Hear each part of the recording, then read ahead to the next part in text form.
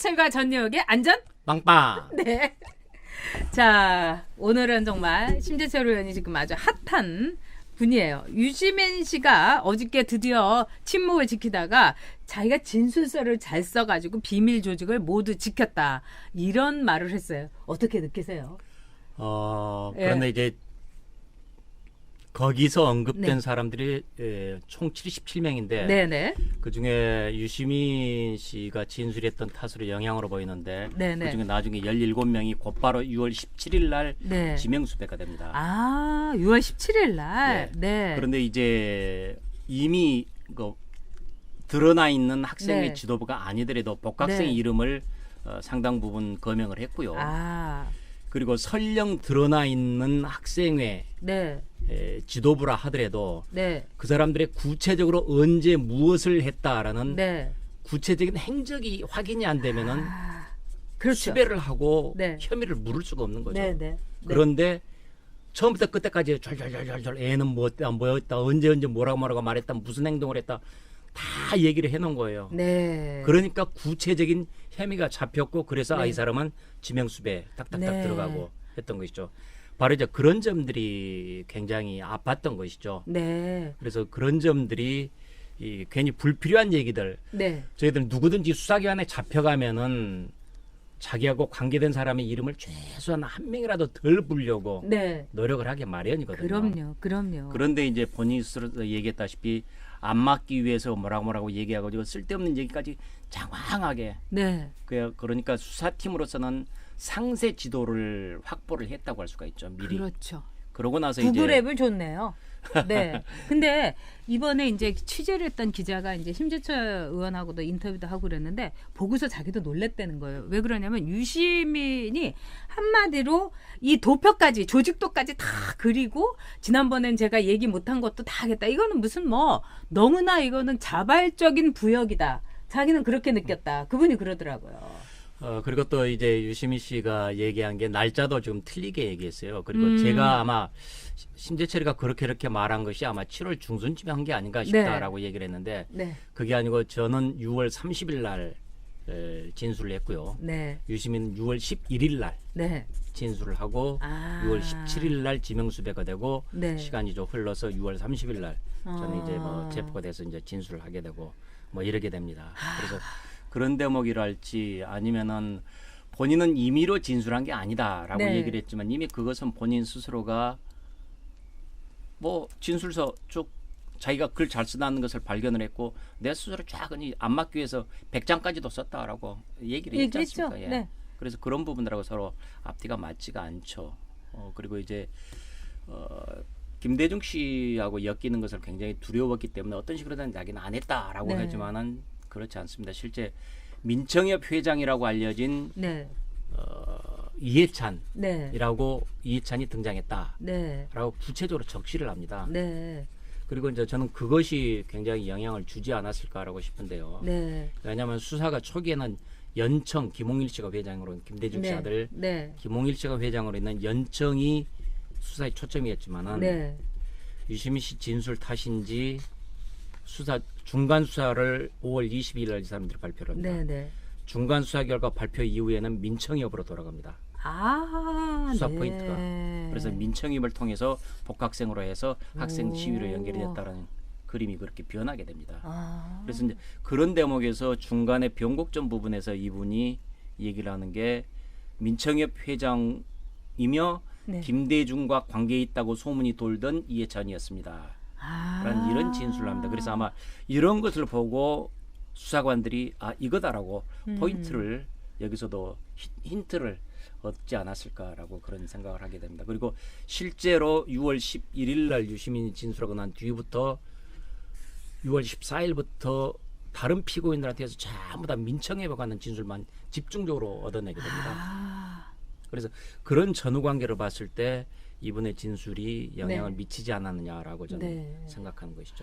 그러니까 제가 이렇게 볼 때 심재철 의원의 이야기는 논리적으로 딱딱 맞아요. 날짜도 맞고. 근데 유시민은 날짜도 헷갈리고 이러면서 계속해서 어떤 식이냐면 심재철 의원한테까지 왜 이런 걸 자꾸 얘기를 하냐. 심의원도 바쁜데. 그리고 민주화 운동에 대해서 논쟁할 가치도 없고 논쟁할 의사도 없다. 이러면서 이제 도망가기, 이제 튀기 작전을 하고 있는데 이런 유시민의 그 심리, 이걸 보면은 저는 진짜 이미 이걸 볼 때 심재철 완승이다 이렇게 볼 수 있을 것 같아요. 이것은 뭐 승패를 떠나서 당시에 어떤 일이 있었는지 뭐 그런 부분들에 대해서 저는 뭐 제가 겪었던 대로 이렇게 뭐 얘기를 하고 있는 것이죠. 아무튼 80년 당시 상황을 겪었던 사람들은 어쨌든 역사에 대한 부채의식이 조금은 있어요. 그렇죠. 많든지 적든지 간에. 그래서 그런 점에 대해서 역사 앞에 겸허하고 남에게 그래도 피해를 주지 않았을까 하는 그런 아쉬운 마음들, 안타까운 마음들이 가지게 마련인데 이런 점에서는 조금 저하고는 생각이 좀 달랐던 것 같습니다. 네, 그러면서 심재철 의원한테 뭐라고 했냐? S는 심의원 안쓰럽다. 그러면서 자기는 감출 건 감추고 부인할 건 다 부인했다. 그렇기 때문에 어떻게 보면은 신군부에 대해서 비밀 조직을 오히려 지킬 수 있었다. 이게 이제 유시민의 이제 세리프예요, 대사예요. 근데 제가 보기에는 이거는 진짜 뻔뻔스러운 거고 거기에 대해서도 자신이 없는지 뭐 유튜버들 중에 자기에 대해서 앞으로 더 얘기하는 사람들은 자기가 송사 싫어하지만은 가만 안 있겠다. 이거는 제가 보기에는 하라고 하세요. 아마 유시민은 이걸 빨리 끝내고 싶을 겁니다. 자, 심의원님 전투력 끝내줍니다. 다들 지금 5.18 유공자신가요? 이렇게 물어봅니다. 맞습니까? 어떻습니까? 유공자는 아닙니다. 네. 당시에 구속을 당했기 때문에 그에 따른 보상은 받았습니다. 네. 그러나 보훈처에서 유공자 신청을 하라고 했지만 유공자 등록을 안 했습니다. 왜 안 하셨어요? 그것은 저희들이 대학교 때 당시 대학생들은 모두가 다 민주화 투쟁은 당연한 것이다. 네. 당연한 것을 한 거 가지고 나중에 나 이렇게 잘했노라, 국가에 기여했노라라고 얼굴 내민다는 게 좀 그렇죠. 맞아요. 저도 그렇습니다. 그래서 저도 진짜, 얘기를 안 했던 것이죠. 근데 그 좌파들은 이거를 막 해갖고 뭐 5.18 유공자 되고 난리도 아니잖아요. 그래서 여기 아까 오신 분들이 준비하면서 심재철 의원이 5.18 명단을 이거를 그대로 다 공개해야 된다. 참 용기 있는 분이다. 더구나 이제 지금 그 황 대표가 이 호남에 갔는데 막 돌을 맞고 막 그런 모양이에요. 속보가 들어왔는데 그러면서 참 이렇게까지 우리가 계속 이렇게 분열되고 이런 상황이 참 안타까운데 자 그렇게 한 게 다 좌파들 아닙니까? 근데 유시민 씨가 지금 본인 진술서의 날짜에 대해서 이렇게 허술하게 이야기한 게 저는 이해가 안 돼요. 이거 금방 탄로난 건데 왜 이랬을까요? 급해서 이랬을까요? 모르겠습니다. 그건 저도 잘 모르겠습니다. 그리고 계속해서 우리 심재철 의원한테 그만하자. 응?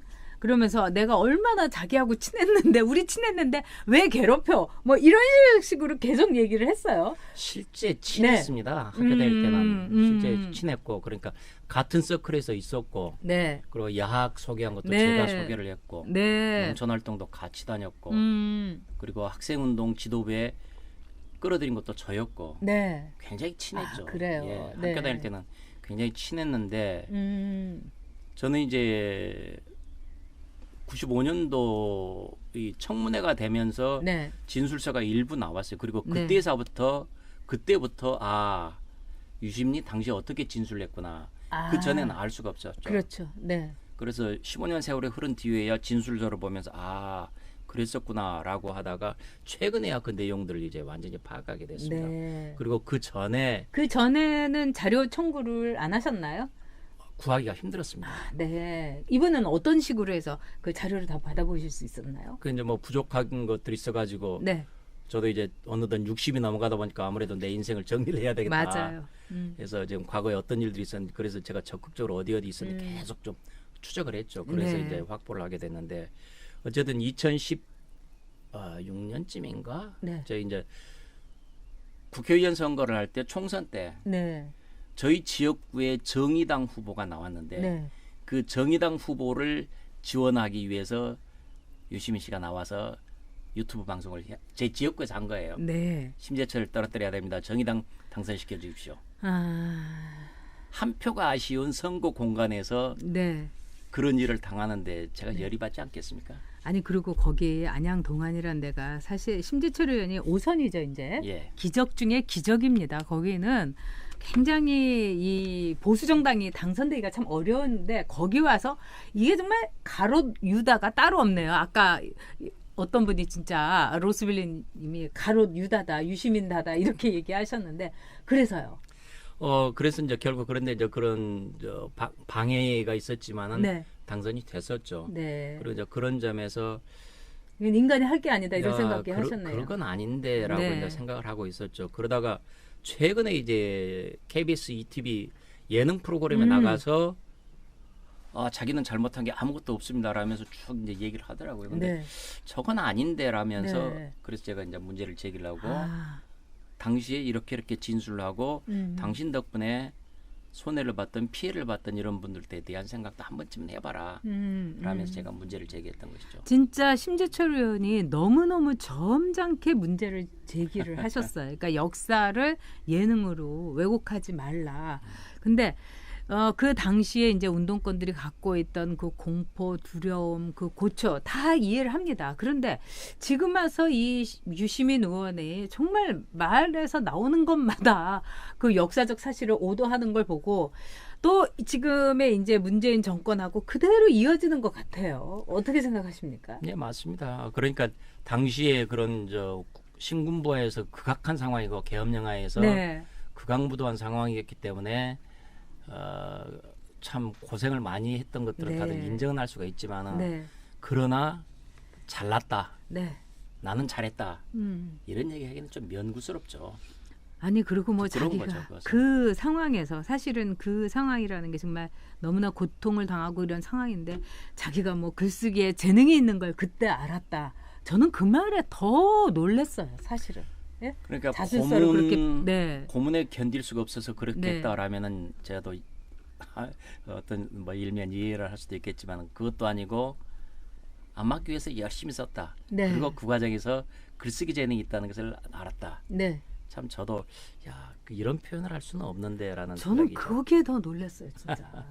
그리고 이 문제에 대해서 논쟁할 가치도 없고 논쟁할 의사도 없다. 예. 이 말도 전 놀라운 게 어떻게 이 민주화에 있어서 굉장히 중요한 사안인데 자기는 이거 보면은 가론 유다에다가 이거는 진짜 역사의 배신자 이러면은 철저하게 아니라는 거를 증명을 해야 되지 않습니까? 그런데 그리고 이 운동권들한테 최고의 훈장이 바로 그거잖아요. 그런데 그 문제에 대해서 논쟁할 가치가 없다. 자기가 옥에서 뭐 산 거 이런 거에 대해서 뭐 자술서 쓴 거 이거 자기 끝까지 뭐 버텼다면서요. 조직을 보호하고. 근데 그거에 대해서 논쟁할 가치가 없다. 그러면 자신의 조직의 보호라는 건 논쟁할 가치도 없는 말하자면 사입이었다. 이거를 자기가 아주 우회해서 그대로 보여준 게 아닌가 그런 생각이 들어요. 그러니까 예를 들어서 네. 당시 학생 시위로서 이제 가정대 학생들한테는 공사장에서 핸드백에다가 돌을 담아 날라다가 짱돌 던지게 네, 네. 교문까지 날라달라고 했다. 네.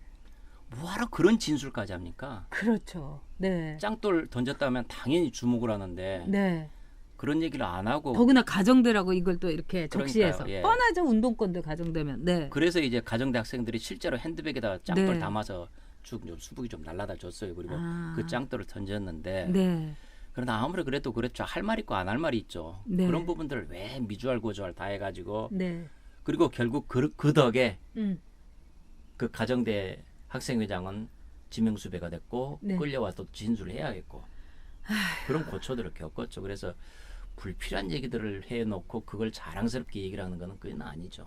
제가 보기에는 소름 끼칠 정도였어요. 그걸 어떻게 예능에서 또 할 얘긴가 그런 점에서 저도 참 놀랐는데요. 자, 저기 김선영 님이 서울역 회군에 대해서 자세히 설명 좀. 왜냐하면 그때 서울대 총학생회장인데 좌파들이 얘기하는 게 뭐냐면 이 심재철 의원이 서울역 회군을 해가지고 정권이 넘어갔다. 이제 맨날 그렇게 얘기하잖아요. 그것도 얘기를 해주세요. 말도 안 되는 얘기인데. 제가 증인입니다만. 우선 네. 서울역 회군이 아니라 서울역 철수입니다. 네. 회군은 위화도 회군처럼 어떤 네. 목적을 가지고 가다가 방향을 바꾼 게 회군입니다. 네. 그러나 당시 학생들이 정권을 탈취하겠다라는 목적이 있었던 것이 아닙니다. 그렇기 때문에 그럼요. 회군이 아니고 철수입니다. 네. 그리고 당시 서울역 철수가 미리 계획적으로 모여진 것이 아니었고 우연히 사발통문으로 서울역으로 모이자라는 네. 그러니까 학생회장단끼리 언제 모시에 모여서 한판 때리자라고 그렇죠. 해서 그런 계획적인 집합이 그냥 아니었습니다. 그때만 해도 뭐 핸드폰도 없고 삐삐도 없을 때여서 그렇습니다. 저희도 아는 애한테 듣고서 그냥 간 거예요. 예, 예. 네. 그래서 네. 이제 모여서 그렇게 됐는데 그러나 그런 상황에서 이미 공수부대는 효창구장을 비롯해서 이미 다 네. 포진을 다 하고 있었습니다. 네.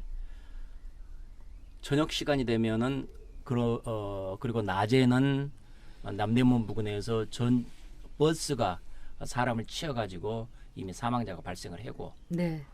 그런 상황에서 지금 저녁 시간 되면은 반드시 유혈 사태가 나게 마련입니다. 네. 이런 상황에서 총 들고 있는 군인에 맞서서 유혈 사태가 서울에서 나면은 어떻게 되겠습니까? 그럼요. 네. 그래서 이건 아니다. 네. 학생들의 피해가 너무 커질 수가 있다. 그래서 철수를 했던 겁니다. 그리고 그거는 많은 학생들을 또 우리 그 당시 상황 속에서 정말 이 아주 나쁜 정말 그 재난을 이렇게 어떻게 보면 막은 거예요. 그래서 저는 심재철 의원이 그 당시에는 우리 모든 학생들의 영웅이고 최고의 지도자였습니다.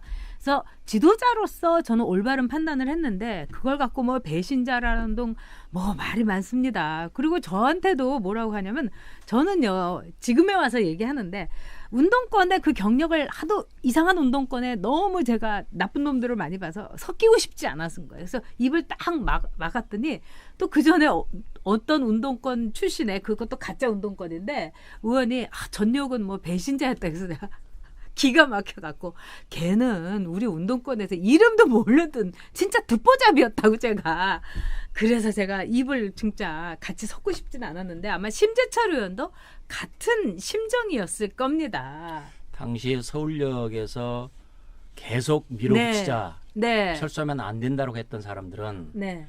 유혈 사태가 나도 상관이 없다. 그걸 야기시키고 싶었겠죠. 오히려. 그리고 오히려 네. 유혈 사태가 나면 네. 4.19와 같은 상황이 돼서 정권을 전두환 신구부를 내려올 수 있게 만들 수 있다. 네, 네. 오히려 유혈 사태를 바라고도 있을지도 모르는. 아니 실제로 그런 얘기하는 학생들 많았어요. 당연히 그랬습니다. 네, 그때. 네, 근데 네. 그때 그래서 논쟁이 많이 있었죠. 이제 네. 학생 운동을 어떻게 할 것이냐.